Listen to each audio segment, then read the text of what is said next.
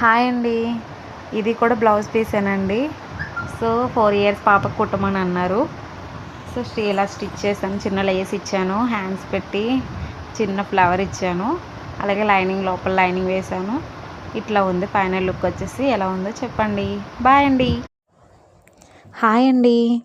ఇది కూడా బ్లౌజ్ పీసేనండి. బ్లౌజ్కి ఏంటంటే చెక్స్ వచ్చినాయి కదా అని చెప్పేసి సిల్వర్లో చెక్స్ ఉన్నవే తీసుకున్నా.